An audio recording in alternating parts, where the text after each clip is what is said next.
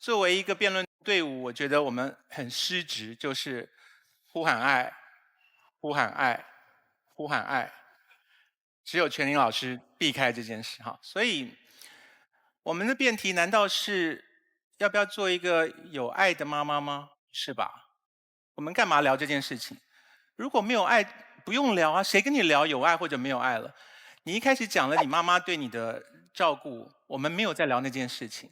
你一开始聊了你有多爱你的孩子，我们没有在聊这件事情。你聊你要娶那些你爱的单身，我们没有在聊这件事情啊。你们一直聊爱干什么？我们在辩论的是把爱这个条件排除在外的时候，单身妈妈与不单身的妈妈这两方做讨论。所以一再诉求爱，在我看起来是你们非常不专业的一个表现哈，这是第一点我要提出的。怎么坏了开车？这真是连根儿刨啊！还说不放大招，根儿都刨了啊！我其实觉得我们今天是一个讨论，而不是一个辩论，因为我们没有资格剥夺任何人这方面的权利。我们现在跟你们聊要不要做单身妈妈，要不要的意思，我觉得黄执中在你们队伍，他对于逻辑非常的严谨，要不要就是，这是人的选择嘛，这不是被动形成的意思啊。你离婚了，你怎么叫做我要做单身妈妈呢？是你不得已成为单身妈妈，不是你要不要当单身妈妈。所以这么简单的题目，这是主动的选择呀。所以我方在讨论的事情就是，当你有选择的时候，你要不要做单身妈妈？所以这个定义下的意思就是说，即使我有机会成为不单身的妈妈，我都还是要做单身妈妈，这才叫做要做单身妈妈。就是我选择说，老娘要当单身妈妈，就是有100个男人跪在我面前说，求求你嫁给我，让我当孩子的爹吧。我就一脚踹开你说，我就是要当单身妈妈，我不要这孩子有个爹，这才叫做我要当单身妈妈。这样搞清楚了吗？哎呀，我是一支认为家庭应该由各种关系的人所组成，它应该由多元的关系而形成。5个老人家老年了都单身，他们愿意组成一个家庭也很好。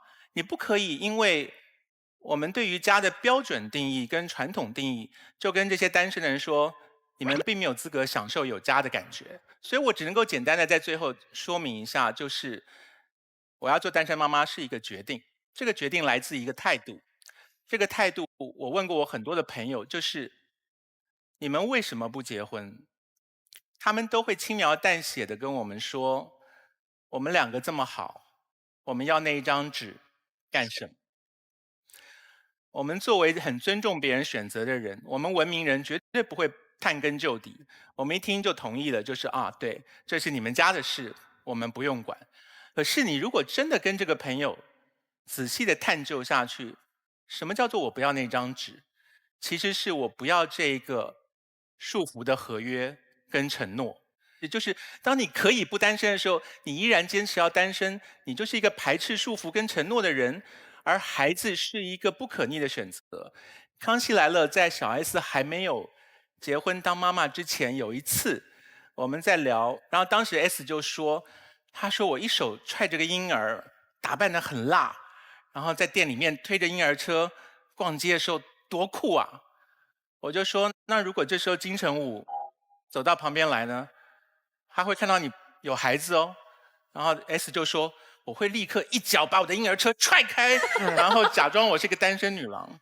这当然是玩笑话，那孩子是踹不开的。那孩子过会儿就默默的就回到你身上，他是会耽误你跟金城武交往的。因为那些男生可能没有要跟你一起迎接这个承诺跟束缚，而你当初选择拒绝了承诺跟束缚，不就是要贪图这点弹性跟自由吗？而孩子是跟这个相抵触的，所以只有这件事情而已。好，所以最后讲回来，就是我方其实觉得家庭的定义需要被拓宽，需要被修改。可是今天我们讨论的事情是，当你有选择的机会的时候，这个人选择了要单身，而且做妈妈，那么他适不适合承诺以及被这样的东西给束缚住？我方是不放心的，所以我方提出了这些论点，希望你们能够注意到。讲完了。大家好，我是罗振宇。我觉得马东到47岁才去把眼袋割了，一点儿也不酷。大家好，我是蔡康永。我觉得罗振宇一口气就把20年的演讲的票给卖完了，这件事一点也不酷。大家好，我是张春玲。我觉得何炅出道22年，主持108个节目，这件事情一点儿也不哇！大家好，我是何炅。我觉得玉女演员出身的徐静蕾，现在居然导演了一部动作片，一点也不酷。欢迎大家来到《奇葩说》，大家好，我们是贤者 Club。对，我们这个贤者 Club 酷不酷？够闲的。我听说徐导在工作的时候有喝一口的习惯。导演组想的还是比较周到。如果有人喝，我就肯定喝。来，我来一口。要不要一起？来一个。你来一口。真的是二锅头，真的是二锅头。来一口，来一口。哇哦，全是这样。那其实我们有一些问题呢，想要问静蕾，但是呢，她的团队对她非常的保护，所以有些问题呢，我就决定不问她了，我就问一下我们的几位导师，好不好？好。首先第一个问题，我想问一下全玲。哦。我听说你和奇葩说的高晓松传过绯闻。他还给你写过一首歌呢，真的。我怎么不知道啊？他写过一首歌叫《磊》。归亚蕾、林熙蕾、阿拉蕾，就我那个雷。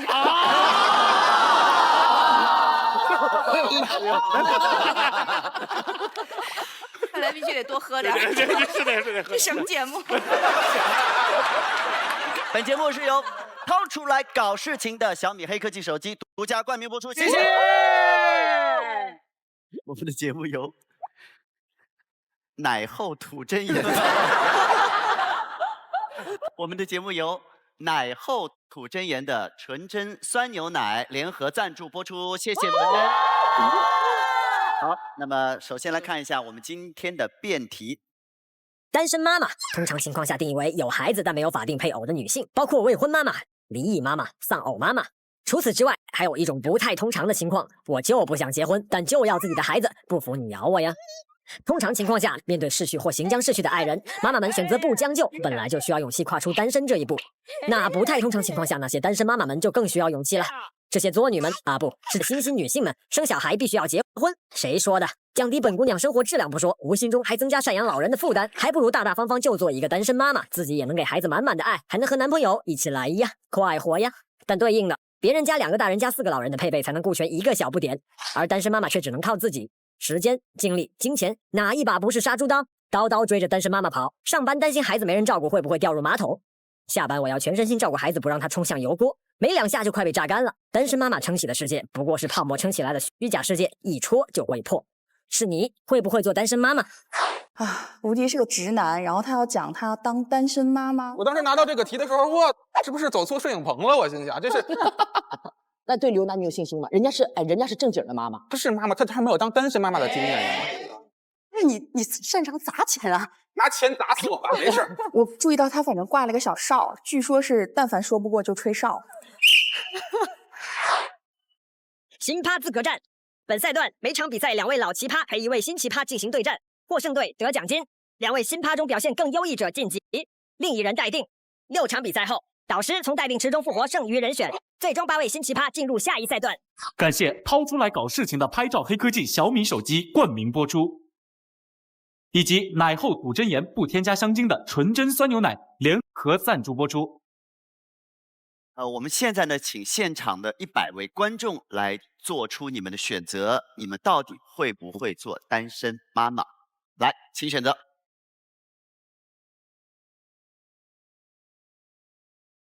0，好，哇，有62位观众选择了反方，会做。我们的辩论呢是由4位导师，其中呢有2位将会要下凡参与辩论。到底今天有哪2位下凡来参与辩论？好，全林是正方，就是会做单身妈妈；康永哥是反方，不会做。我们也听听看另外2位导师，罗老师，你的态度是？我才不跟你在一起。我挺张泉灵。好，你也是正方，那我就不会。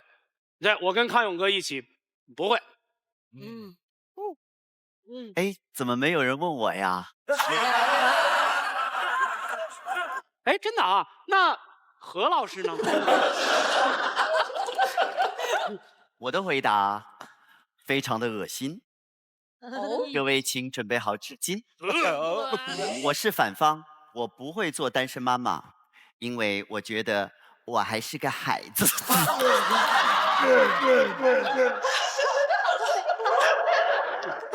何老师观点就属于掏出来搞事情。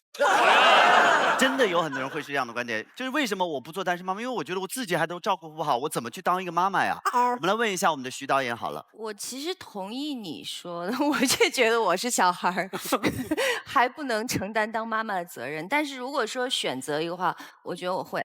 如果说你现在脑海里面想到单身妈妈，第一个困难会是什么？怎么把教育小孩教育好啊？因为他可能缺失爸爸那一块的教育嘛。一个小孩成长里需要有男性的教育，需要刚性的那些东西。对对对，但我觉得可以解决呀。对。下面呢，有请我们今天辩论的2位导师下凡参与辩论，来。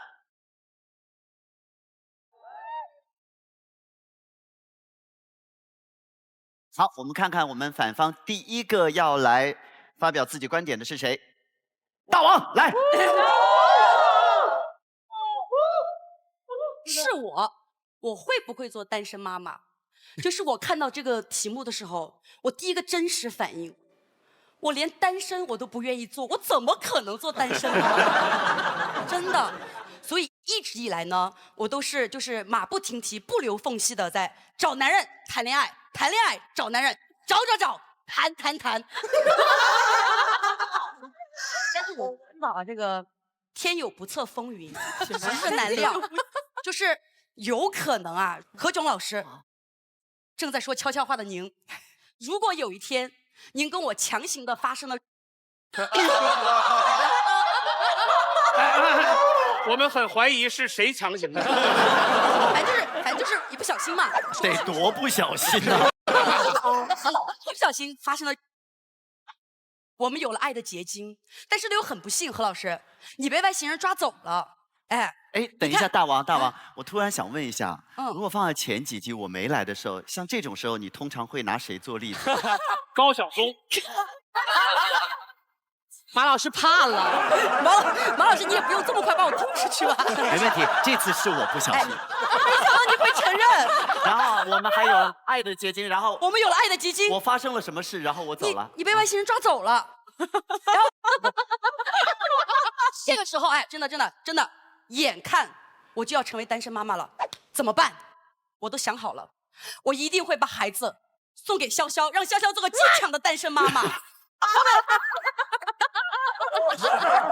哎，大王，我也不想单身。不是，为什么我会觉得我不行呢？是因为我太清楚，像我这样一个不在乎传宗接代，只想找男人恋爱的女人，我真的如果生个孩子，我就是自己来带的话，不仅是给我添麻烦，我觉得更是给孩子添麻烦。我有一些设想啊，就比如说，在我作为单身妈妈那个漫长的岁月里，我一定会耐不住寂寞，一个接一个的谈恋爱。再想一想，等我孩子再大一点的时候，就是情窦初开，有的妈妈啊就会担心孩子，去偷看孩子的日记，然后呢就可能会看见孩子，哎呀，又暗恋了隔壁班的谁谁谁，我也去偷看我孩子日记，我的孩子写的是，我的妈妈又失恋了，我再也不相信爱情了。然后呢，到了一些什么春节、中秋节、元宵节这种需要全家聚在一起其乐融融的日子，可能我又陷在了爱里面，没有时间陪他。这个时候，我的孩子他会不会觉得很孤单？他会不会把自己反锁到家里面，默默的抽泣？因为这是我真实的，在我老家一个哥们儿跟我讲的。他小的时候就是跟着妈妈过嘛，然后呢，有一年大年30的时候，他自己一个人在家里，他就趴在那个窗台上，看着外面万家灯火，心里觉得特别的落寞。突然他还听到了电视机里面传来了一阵歌声，我想有个家，一个不需要多大的地方。然后从那天起，每年大年30的时候，他都要做一些很矫情的事情，把自己关在那个房间里，单曲循环。我想有个家。然后与此同时呢，我就会收到他发给我的一条短信：今年过年我又去哪儿过嘛？所以我第一次收到的时候，我很心疼他，但是我不知道该怎么回他这个短信。我知道，其实现在单身妈妈在很多人眼里看起来、想象中都是很酷、很时髦的。但我为什么这么抗拒这件事儿呢？我说实话，我害怕。我害怕的不是说要我一个人去承担起所有的经济压力，不是说有多苦有多累，不是我一人饮酒醉，不是我整夜都无法睡。真的，我可能也怕，但是我更怕的不是这些。因为我觉得嘛，为了孩子这些苦，其实我能吃，我可以吃。但我真正害怕的是什么？我真正害怕的是，在我作为单身妈妈，我独自把孩子带大的那样一段那么长的岁月里，我不懂得怎么去掩饰我的脆弱。我可能一不小心让我的孩子看到了我的苦，看到了我的累，他会不会很心疼我？他会不会他觉得明白我？想保护我，他不停地逼自己快点长大，快点长大。他要去保护你这个坚强的、独立的单身妈妈。你说这样的孩子优秀吗？优秀，特别优秀。但是，我作为单身妈妈，这样的优秀，我真的愿意看到吗？如果有的选，我一定不会做一个单身妈妈。不是因为我不够坚强。是我怕我的孩子逼自己比我更坚强。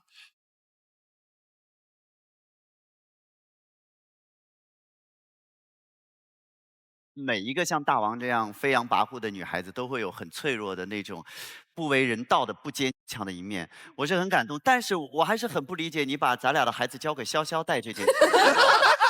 刚刚听大王说他要翻他孩子的日记本。我以为他是要在那里面找对象。我连我孩子都抢出来。看看，小明。哎，小明不错，小米也不错。看看正方的一辩是谁？好，来，甜甜。因为我觉得啊，就大王还是在这个年轻啊，就还在不停的寻找男人的阶段。等到了老姐姐这个年龄，等你洗尽铅华之后，你就知道过了这个时代了。我讲讲我的想法啊，2017年的早春，我范甜甜产生了升职的冲动。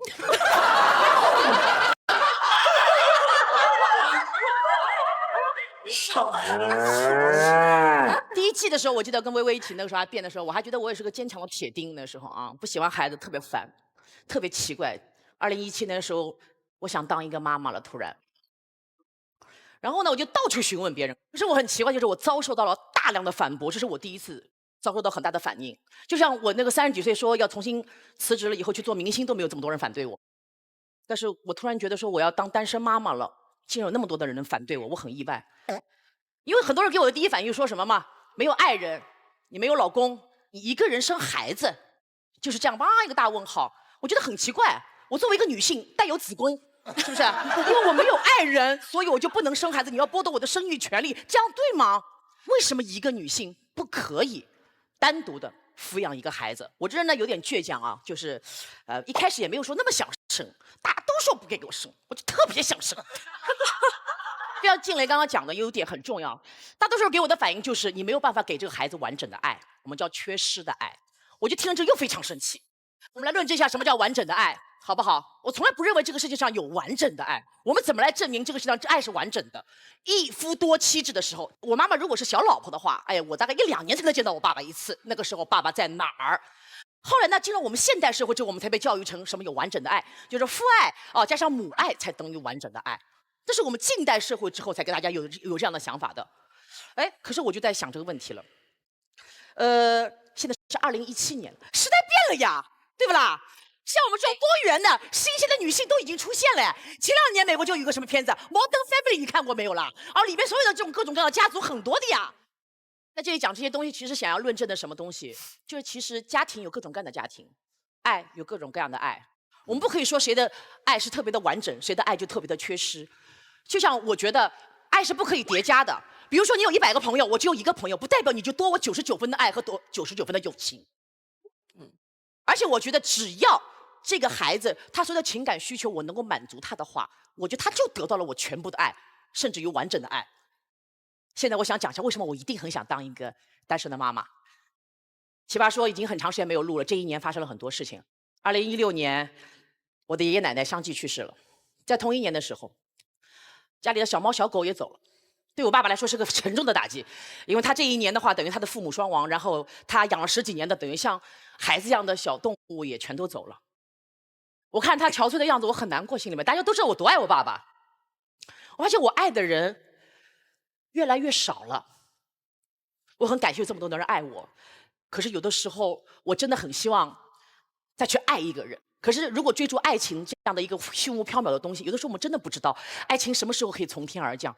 尤其是追逐这样一个非常缥缈的东西的话，我突然很想抓住一种东西叫亲情。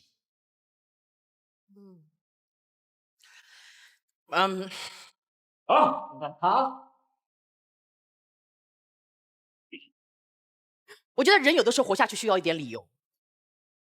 如果为自己的话，这个理由有的时候不是很存在。可是如果为你爱的人的话，这份理由非常的充分。我想接下来我还有很多年可以活。我希望你们大家给我一次机会，对我们不要太苛责，让我生一个孩子，让我全身心的去爱他，让我把我一生的故事告诉他，让我把我所有的武功传给他。我在30岁之前，我过了一种样的人生，自由自在、潇洒、任性、脾气差各种。可是我希望从今天开始，从这里做一个时间阶段，我想开始另外一段人生，我想尝试一下另外一种生活方式，我想有一个实实在在的东西放在我面前。Sorry， 我的小生命，我希望能够让我全心全意的去爱他一次，直到我生命的消失。所以如果是我愿意当单身妈妈。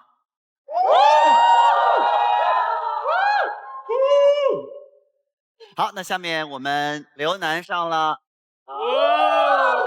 刘楠，温柔霸道女总裁，必杀技情意绵绵针。真正的奇葩，大隐隐于市，能下得了海，能赚得了钱。刚才甜甜讲了这么多，非常的煽情，让我们重回理性。甜甜论述的是她想当一个妈妈，但她说的不一定是单身妈妈。我年轻的时候啊，也比较幼稚，我暗恋一个男神，然后我就想，如果男神这辈子没机会跟我在一起，那我就给他生个孩子，一个人把孩子养大，这事儿多酷，对吧？现在我长大了，我结了婚，我也生了孩子，我再回想当时，真是庆幸男神没给我那个机会。男神也很庆幸。队友好吧？歧视这边的，歧视这边的。我们回到辩题啊，今天如果我们说，大家有没有权利做一个单身妈妈？当然你有。你能不能做一个单身妈妈？你可以。但是如果让我选，我会不会选择当一个单身妈妈？或者换句话说，如果我想当一个妈妈，单身是不是一个最优的选择？那么答案一定不是的。为什么？很简单，因为社会现在最基本的配套还没有完善，还没有 ready。你生一个孩子，养一个孩子，这是一个系统工程，这需要那么多的社会配套。首先，从政策和规则上，它就还没有准备好。大家可能还都没有当过妈妈，你们知道吗？你怀了孕到医院去建立档案的时候，是需要准生证的，而你需要办准生证的时候，是需要结婚证的。我在百度上搜索单身妈妈，出现的默认关联搜索是什么？单身妈妈怎么给孩子上户口？户口大家都知道，跟孩子的学籍、跟孩子的教育相关，跟孩子的疫苗计划相关。这些现实的问题都躺在我们面前。好，今天我们会有很多精英女性振臂高呼，说什么？这些都不是问题，我可以不要户口，我孩子上国际学校，我疫苗打自费的。但是毒鸡汤之所以是毒鸡汤，因为它把最重要的一个环节没有告诉你，经济基础。大家知道，生完一个孩子，就在养孩子的第1年，平均买这些孩子的东西就要花大概3万块钱，这是我们做过调查的真实的数据。这真的是不小的一笔花费。孩子是什么？超音速钞票粉碎机啊！马东老师今天一走进来，他满身的乐高就吸引了我。你们知道吗？那是最贵的一种儿童玩具。卖给你吧。罗老师这么有才华，从来不卖东西。他是什么时候开始卖东西的呢？就是他自己有了孩子之后啊。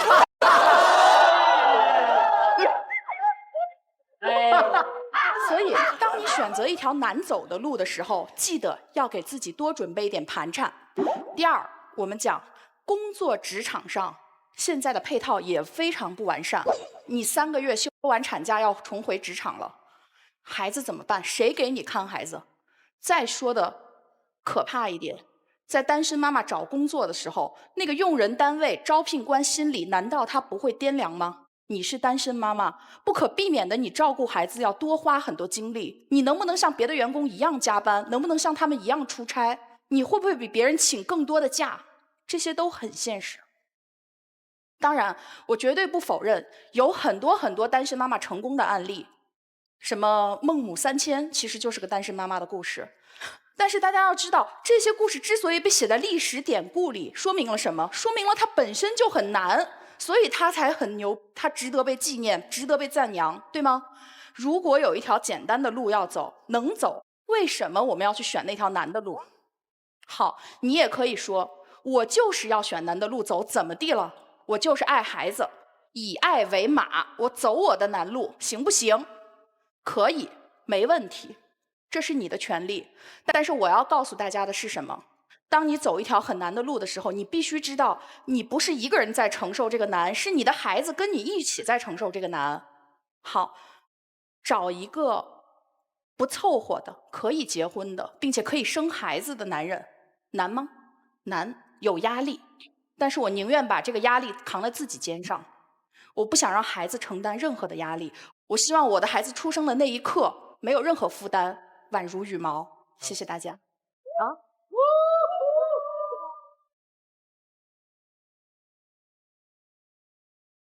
那接下来到我们正方了，正方，哎，董静来，哇哦，哎，好，刘总这一番发言听起来非常理性，大家总觉得感性才会蒙蔽大家，其实理性更容易蒙蔽大家。刘总刚刚认真跟我们分析了一个妈妈带孩子有多难，但他偷偷的把妈妈带孩子的难替换成了单身妈妈带孩子的难。我们带孩子的时候，因为孩子费钱，所以我们要多挣；因为孩子很脆弱、很敏感，要轻如羽毛，所以我要为他承担生活的重任。这是每一个爸爸和妈妈都要承担的，无论你单身还是不单身。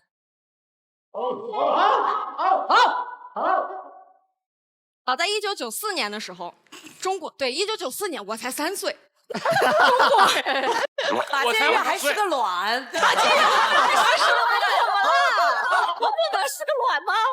早在马建岳还是个卵的时候，中国某省就收到了大量女性的电话，她们声称自己还没有结婚，但是不想孤独终老，所以想要一个试管婴儿。这样的电话越来越多，一直到2002年，这个省在自己的人口计生条例上增加了一项规定，就是已经到达婚龄但没有结婚，并且决定终身不婚的女生，可以通过医学手段获得一个孩子。这个数据代表了一个什么事儿呢？说明女生想当单身妈妈这件事儿，并不是我们今天捏造出来的，而是在社会上存在着大量的需求。但这个事儿为什么今天还要被我们拿来争论？是因为很多人在决定做单身妈妈之前会有很多顾虑，这些顾虑刚刚对方已经分条逐列的给我们陈述过了。但大家发现没有，我们在讨论这些顾虑的时候，都站在妈妈的角度去思考，可是孩子是怎么想的？今天我就想站在孩子的角度上跟大家聊一聊，被单身妈妈抚养大是一种什么样的体验。但这个孩子不是市民王先生，是我本人。我就是一个被单身妈妈养大的孩子。从小到大，我受到的最大的一个质问，就是如刚才女神所说，我单身家庭长大的孩子会不会性格上有缺陷？讲这道题之前，我问自己，我性格上有缺陷吗？我有。但是呢，我的这个缺陷，并不是我妈妈独自把我养大这件事儿带给我的，而是我妈妈当时害怕要独自抚养我，而不得不和我爸硬凑在一起过日子的那几年带给我的。那时候我们家刚从敦煌搬到天水，然后我到了一个新的环境，我适应的不是很好，我在新学校就被同学们欺负。有一天我浑身都是泥点子回到家，分别见到了我的亲爹和亲妈，他们根本看不见。没有人意识到我衣服上是泥点子，没有人意识到这孩子今天是不是发生什么事儿了。当时我爸我妈心里在想什么？他们每天都在想着我怎么能跟他吵这一架，我这一架怎么吵我才能吵赢他。你们知道吗？刚刚刘总把幸福的家庭和单身妈妈去做类比，说幸福的家庭能带给孩子那么多东西，而单身妈妈不行。但是如果拥有一个幸福的家庭，我们要讨论今天这件事吗？在一个不幸福的家庭里，当一对夫妻剑拔弩张、两军对垒的时候，孩子夹在中间，只能当炮灰，我就当了很多年的炮灰。后来有一天，我妈终于想通了，她觉得这个婚姻真的没有办法维系下去了，她决定跟我爸离婚。父母离异不是一个好事儿，但我就觉得，就在他们离异的那一刻，我的生活才走上了正轨。我终于迎来了正常的家庭生活。所以大家看，一个不幸福的家庭对孩子的伤害是无法估量的。所以我们说，当单身妈妈一定是一个比较差的选项，比较难的选项，我不能接受这种说法。那么还有第二个非常重要的顾虑，就是经济基础。很多人在做单身妈妈之前会犹豫，我养不养得起这个孩子。我妈妈也有这样的犹豫。她在离婚之前是一个十指不沾阳春水的女儿，她是他们家最小的女儿。她在家靠父母，进入社会就遇到了我爸。她很少独自去承担生活的重担。我妈是一名戏曲演员，之前她只在剧院演出。后来离婚之后，她为了能有更多的钱，她什么山区的演出她都接。有一次她演出回来，连嘎吱窝里都被那个跳蚤咬了很多的红点儿。这个事儿让我看到了一个女性，即使是一个柔弱的娇滴滴的女性，在面对自己的孩子的时候，可以被激发出巨大的能量。但这个故事最棒的地方还不在于她含辛茹苦养了我，而在于她在含辛茹苦养我的过程中，因为工作机会越来越多，她完成了自己的事业积累。我妈现在是我们当地小有名气的一个戏曲演员，也算是个角儿。他有一些自己的戏迷，在逢年过节的时候还会给我们家送土特产。你们知道吗？老乡用粮食喂了1年养成的猪割下来的猪肉，真的非常好吃。这件事儿让我看到了，一个人如果拥有了自己热爱并且擅长的事业，是一件多么幸福的事情。所以它也影响了我。我长大之后，我也要找到我自己喜欢的事情，而且我很幸运，我找到了，我还在努力去做。我妈当初硬着头皮离婚做单身妈妈这个决定，教会我最重要的事情就是不妥协和不将就。在我成长的过程中，我会遇到很多困难和诱惑，正是这种不妥协和不将就的品质，才让我一直走在自己想要的方向上。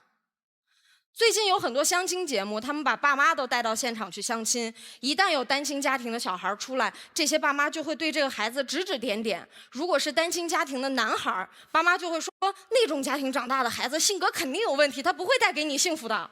如果是单亲家庭长大的女孩，爸妈就会摆出一副慈母般的微笑，说这个孩子在这种惨的家庭长大真是太可怜了，我要给你更多的爱。这两种态度都让我非常不舒服。我觉得就是这两种态度成为了我妈妈当初犹犹豫豫不敢离婚的原因。其实我做过情感调解记者，我有太多为了孩子勉强结婚之后过得很惨的案例，我不太想要讲自己的事情。但是我在跟节目组的导演沟通这件事情的时候，他们告诉我一句话打动了我，他们说，董娟，如果你不讲出来，就说明你跟那些要指点你的人想的是一样的，你觉得你这个事儿不是好事儿，不应该讲。所以我觉得我今天要站出来，我要讲这些事儿，我想让大家看看我是单身妈妈养大的，我除了脸有点大，别的是不是都挺好的？所以今天我方说要当单身妈妈，并不是说我们鼓励在座的所有人来，我们去当单身妈妈吧，不是这样。我们希望通过今天我们探讨这个话题，我们去倡导一种新的生活方式，把结婚和生孩子当成非常重要但完全独立的2件事去做。如果你还没有遇到爱情，但心怀期待，还想继续等待，在等待的过程中，你拥有了生殖冲动，想有一个自己的宝宝，别害怕，生一个。谢谢大家。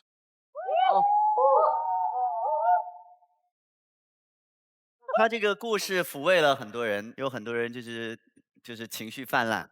我必须提醒大秦，你哭出来不知道是假睫毛还是什么东西。你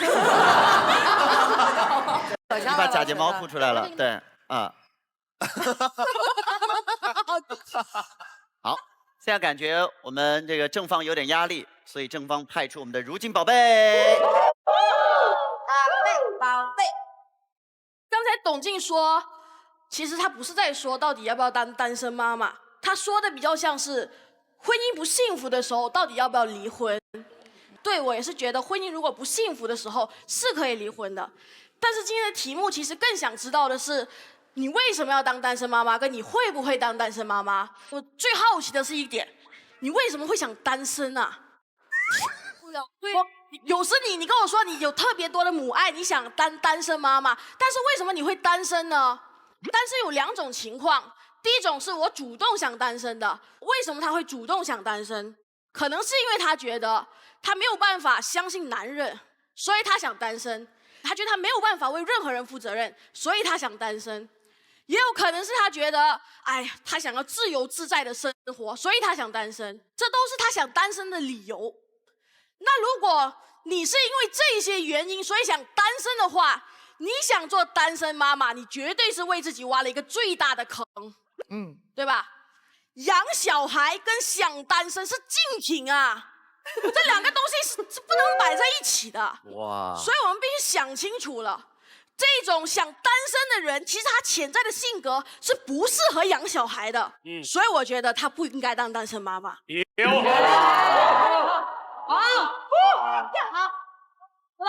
另外一种情况是被动单身的，就是说其实他想找一个男人，但是不知道为什么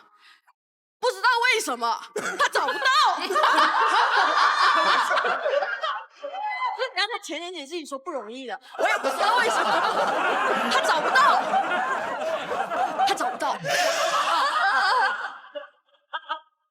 这种情况的时候，但是他说他在2017年的早春想生孩子了，这给我听起来的感觉像什么？你们知道吗？冲动购物。我看着，我想要一个孩子。然后这时候还有人说不可以了，不适合了。我不适合，怎么可能？主要做给你看。但是这位女性甜甜姐，生小孩不是赌气，生小孩也不能是冲动购物。你要知道，这个小孩是宝宝啊，不是那种卵宝宝啊。最重要的是，还有一些父母，他们觉得我的基因优良，我是最好的，我有全身的功夫，我一个人走了，世界上会少了很重要的东西，所以我必须留下我的种，必须延续下去，所以他就生小孩了。不一定是单身，一般的父母都会有这样的想法，就是他们都会有一些梦想跟一些事情，然后他们刚好自己一定没有办法实现，然后他们就想生小孩，然后让小孩实现。我的父母也是这样的。我的妈妈叫 Niki， Niki， 她的名字 Niki。她从小的梦想是要当一个优雅的舞蹈家，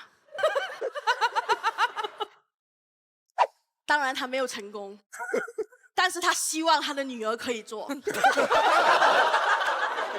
而且这个舞蹈家她非常具体，他希望是芭蕾，所以从小背负了帮他完成梦想的这个责任，穿起那个这样子的蹦蹦裙，紧身的，我当时的身材跟现在差不多。来，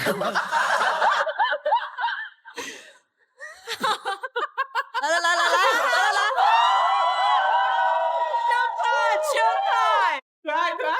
我现在记得的就是这个动作了，学的是天鹅舞。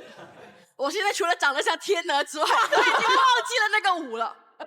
我每一天都要硬生生的去这样一直跳 point point point， 我也不知道我在干嘛，但是我妈说这好。哎，对，就是这个音乐。来，我不会，反正直到这个老师很慎重的跟我妈说，他真的不适合你，带他回家吧，他真的不行啊。说了很久，我妈才放弃这个梦想。我现在听到这种音乐，我都还有点阴影，你知道吗？所以我现在喜欢吃这种禽兽类的动物。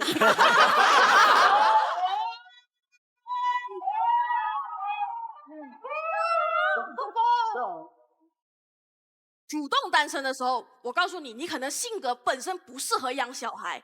当被动单身的时候，你要记得，你不可以用小孩来证明你自己。所以我问我要不要当单身妈妈，我说我不想当，谢谢。好，现在轮到我们正方了。奇葩里面唯一是一个我们的男辩手来做这番陈述。奇葩里面。无敌国安球迷必杀技，给我一个足球，我能跳动世界。告诉你们，足球在中国就是牛，不服憋着。我是一个重度球迷，足球的球。其实对于其实对于一个男人来讲啊，越是重度球迷，就越容易成为单身狗。我之前有过可以结婚生子的机会，但是由于世界杯不小心错过了。怪世界杯。但不可否认的是，每个男人心中都会住着一个小孩。在我的世界里面，没有什么比一个小孩陪我一起看球、一起通宵熬夜刷世界杯更幸福的事儿了。你们知道我在工体看球的时候，除了场上最激烈的比赛之外，什么最吸引我吗？就是那些球迷老爸把自己的孩子扛在肩头并肩战斗的画面。欢呼呐喊的时候，他们一块儿加油；当全场喊起傻逼的时候，他会下意识地捂住自己孩子的耳朵。但是特别遗憾，作为一个男人来讲啊，如果你要想获得自己的小孩，你就必须要戒掉抽烟、喝酒、熬夜看球这些陋习，才能够取悦自己的另一半，从而获得自己的小伙伴。所以我有时候特别羡慕女人，你们可以不用迁就自己的另一半，就能够获得专属于自己的小伙伴，陪你哭，陪你闹，陪你聊男人，陪你侃八卦。所以我无敌这辈子，我如果能自己生个孩子，甭管他是有伴的还是没伴的，我爽死了。我一直在想，为什么像对方这样的会拒绝单身妈妈？其实刚才已经给了我们答案。单身妈妈带大的孩子，她会不会生活的不幸福？她的童年会不会有阴影？我想告诉大家，其实完全没有这个必要担心。在现代社会，单身妈妈是很有理由也很有能力去照顾好一个孩子的。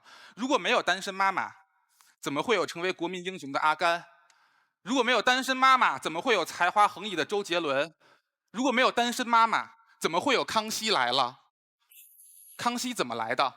孝庄带来的，那是单身妈妈的妈妈，单身妈妈的鼻子。那是单身妈。哎呀，把他拖下去斩了。我特别承认一件事情，就是单身妈妈很不容易，她们很累，她们甚至累到半死，还要接受这个社会的某些冷言热讽。对方关于单身妈妈所有的不足，在这里边我都承认，但是对方口中的这些所有不足，正是我能够爱上单身妈妈的理由。他们背负了那么大的经济压力，背着那么多莫须有的罪名，但是他们还能够坚守在第一线，这是什么精神？他的这种传承、这种责任、这种品质，实话实说，我作为一个男人我都做不到，但是单身妈妈可以做到。就像我今天穿这件球衣，马布里，他一个人撑起了一个队，而单身妈妈一个人撑起了一个家。面对着单身妈妈的这种伟大，我们有谁能够拒绝？没有，没有。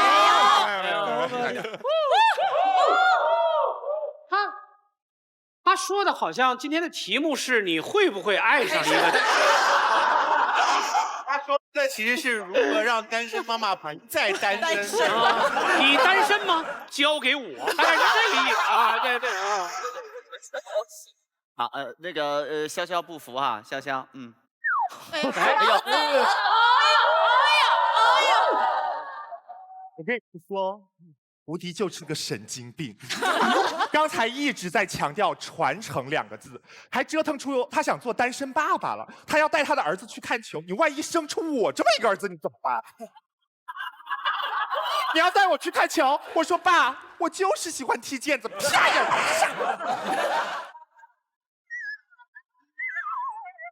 其实我刚才听董静，因为我觉得可能我跟她的情况是最像的。我觉得我们妈妈在当单身妈妈那段时间的辛苦，她知道，我知道。我可以接受一个女人没有男人也可以过得很好，我也可以接受一个孩子没有爸爸也可以健康的长大。但是我没有办法接受的是，董静在看到她的妈妈，在我了解到我的妈妈做单身妈妈的那段期间那么辛苦，满手已经被盯的是包的情况下，然后告诉你们自信一点，你们可以的。我没有办法接受这个，所以说，千万不要觉得我们剥夺了你们的权利，只是在我方的观点，我们希望给你们一点点这样的建议，谢谢。好。因为刚才我们是反方先开辩，所以呢，我们结辩的时候先由正方。按规矩，我是坐着的还是站着的？看你对这一场的情势的估计，如果你觉得坐着就能够打败我们的话，你就坐着。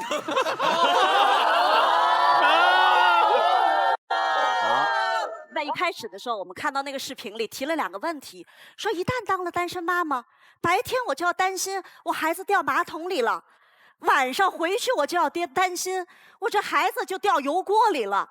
请问这2种情况，有爸爸在的时候能帮上忙吗？不能。所以重点是什么呢？你们以为有一个婚姻的时候，你们就不是单身妈妈了吗？不是的，重点是，在中国现实的条件底下，大多数的家庭，即便婚姻结构是完整的，事实上你们都会当单身妈妈的。对孩子的情绪的影响会是单身的，很多的父亲是缺位的。第2点，对方一直在说说我们不要当单身妈妈，说你一旦当了单身妈妈，你是痛快了，你是图了你的生命完整，你的孩子呢？你的孩子是不是在一个不完整的环境里长大？他长大了，性格有没有缺陷？我不想用个体来做例子，因为任何的个体你都能找到反向的个体。我们来看看科学研究的结果。就在2016年的时候，剑桥大学发了一份研究报告，这份研究报告拿51个自愿接受人工受精的妈妈组成的单身家庭和51个完整结构的家庭进行了对比。对比的结果是，当这些孩子长到10几岁的时候，在双盲实验下，其实你区分不了哪一个来自单亲家庭。如果你说样本数量太少，好，在1991年的时候，在美国做了一个完整的原分析，他总结了96篇不同的文献，总共的样本数量达到了13000名。你们知道结果是怎样吗？没区别。最差的，对孩子的自尊心、自信心和他的行为模式造成最严重影响的，其实来自于婚姻结构完整但是充满了矛盾的家庭。对，各种各样的这个调查都证明了说，其实这是我们的一个偏见。我们的偏见说，单亲妈妈带出来的孩子，他就有可能受伤害。不是的，你只要对孩子亲，你就是最好的母亲。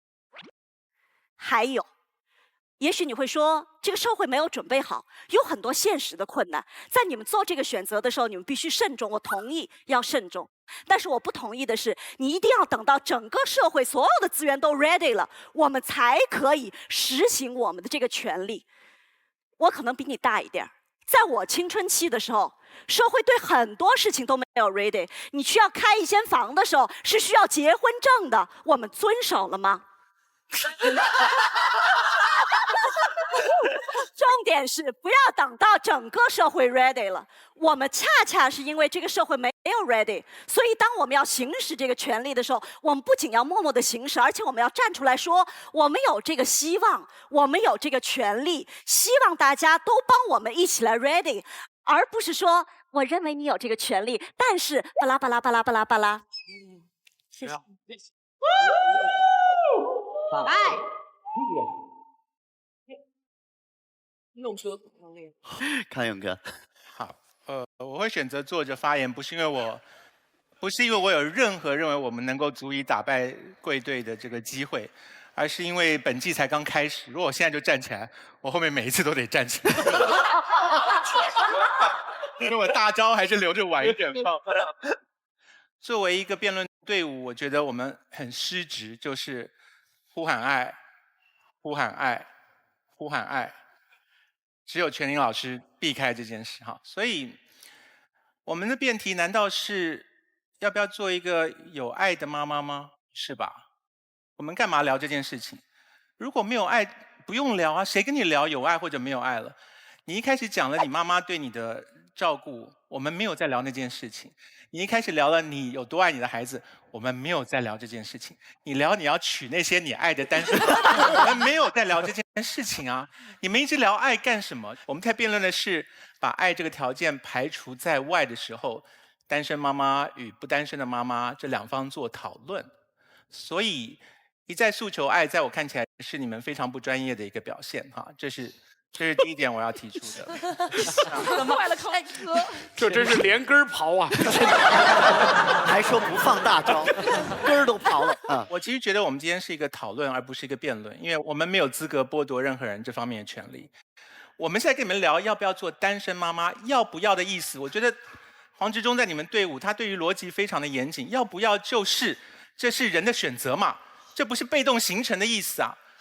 你离婚了，你怎么叫做我要做单身妈妈呢？是你不得已成为单身妈妈，不是你要不要当单身妈妈。所以这么简单的题目，这是主动的选择呀。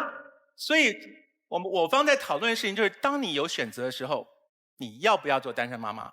所以这个定义下的意思就是说，即使我有机会成为不单身的妈妈，我都还是要做单身妈妈，这才叫做要做单身妈妈。就是我选择说，老娘要当单身妈妈，就是有100个男人跪在我面前说，求求你嫁给我，让我当孩子的爹吧。我就一脚踹开你说，我就是要当单身妈妈，我不要这孩子有个爹，这才叫做我要当单身妈妈。这样搞清楚了吗？哎呀，我是一支认为家庭应该由各种关系的人所组成，它应该由多元的关系而形成。5个老人家老年了都单身，他们愿意组成一个家庭也很好。你不可以因为我们对于家的标准定义跟传统定义，就跟这些单身的人说，你们并没有资格享受有家的感觉。所以我只能够简单的在最后说明一下，就是我要做单身妈妈是一个决定，这个决定来自一个态度。这个态度我问过我很多的朋友，就是你们为什么不结婚？他们都会轻描淡写的跟我们说，我们2个这么好，我们要那一张纸干什么？我们作为很尊重别人选择的人，我们文明人绝对不会探根究底，我们一听就同意了，就是啊，对，这是你们家的事，我们不用管。可是你如果真的跟这个朋友仔细的探究下去，什么叫做我不要那张纸？其实是我不要这个束缚的合约跟承诺。也就是当你可以不单身的时候，你依然坚持要单身，你就是一个排斥束缚跟承诺的人，而孩子是一个不可逆的选择。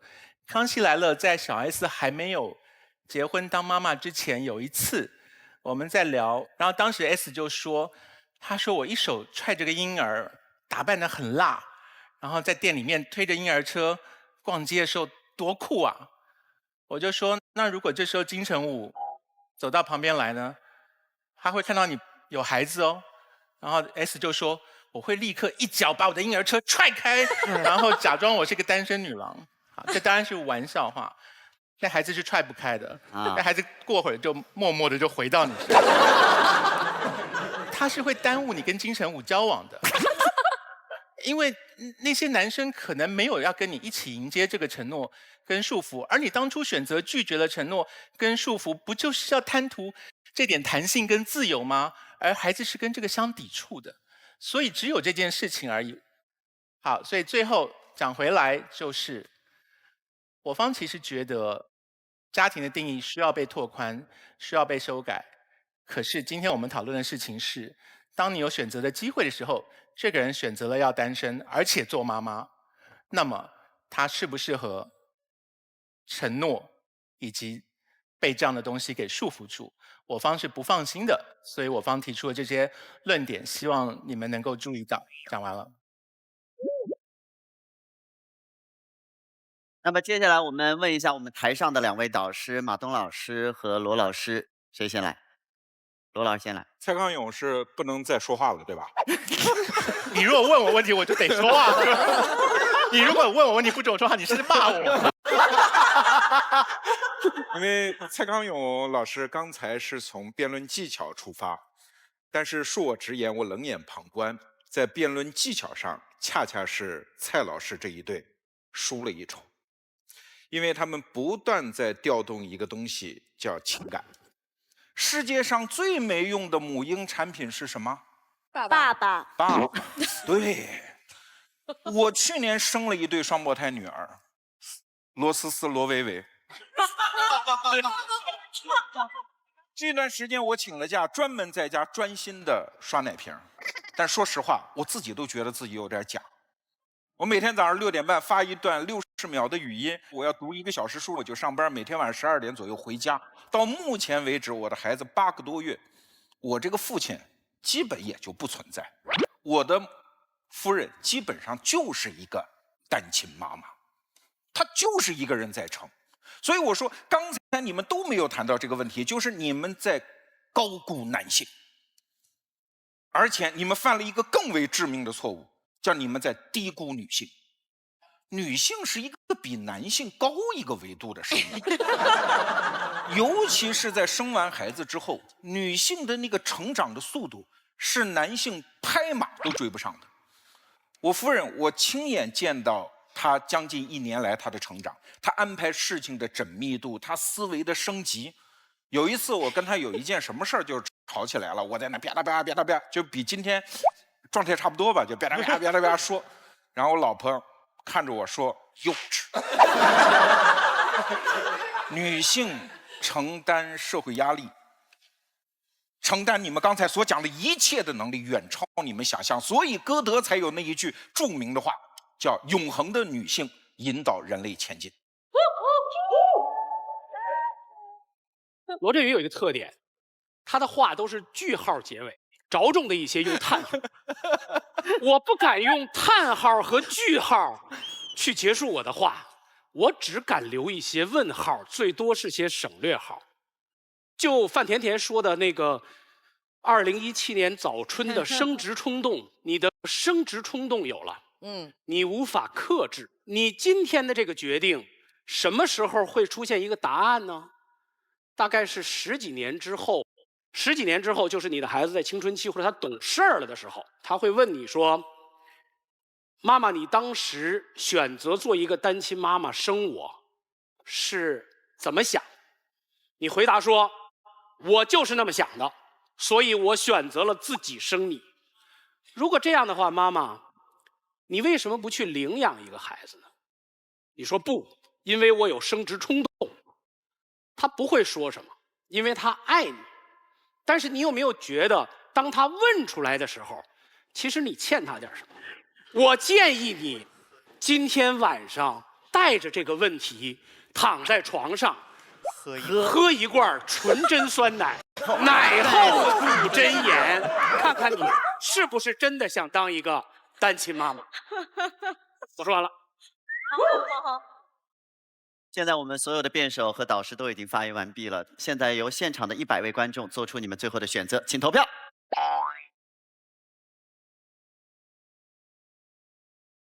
3、2、1，停止。好，宣布结果之前，我先问一下我们今天的女神徐静蕾，目前你有改变你的主意吗？我没有改变我的主意，因为我理解这个问题是你有没有当单亲妈妈的权利，我是从这个角度理解这个问题的。最后我觉得有2个我想说的，一个就是其实你做每一个选择的时候，我觉得要想好这个选择承担的责任，我觉得这个是非常重要的。还有第2个就是说，我们还是要尊重别人的选择，因为有时候本身当单亲妈妈，如果自己做好了准备，反而是别人给孩子的压力太大了，是吧？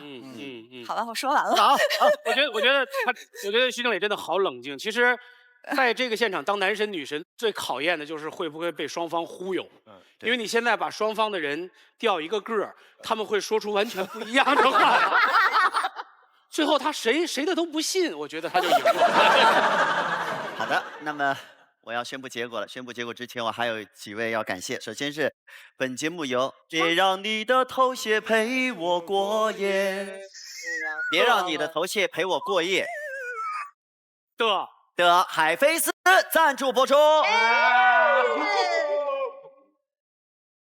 另外 ，what 这也能卖出去的闲鱼 APP， 同时玩的不够大。别喝美年达的美年达果味汽水赞助播出，谢谢美年达。提醒大家用吃嗨了喝嗨了不如看嗨了的爱奇艺 VIP 看我们的视频，谢谢。来看一下到底是正方获胜还是反方获胜，来请看。请让我说好，祝贺反方。那么反方就获得了由纯真为我们提供的10万元的纯真奖学金，谢谢纯真酸奶，谢谢，谢谢。来，今天我们2位新奇葩啊，一位是刘楠，一位是吴迪。那3位，请在你们的题板上写上你们觉得今天表现更优的新奇葩，他将进入到下一轮。那么得票少一点的那位将会待定。来，请。感谢别让你的头屑陪我过夜的海飞丝，我靠，这也能卖出去的闲鱼 APP， 以及玩的不够大，别喝美年达的美年达果味汽水的大力支持。好，导师已经选择完毕了，请亮牌。刘楠3票，祝贺刘楠晋级。同时呢，吴迪没有关系，是暂时待定。好，我们的节目是由掏出来搞事情的小米黑科技手机冠名播出，谢谢大家，下期见。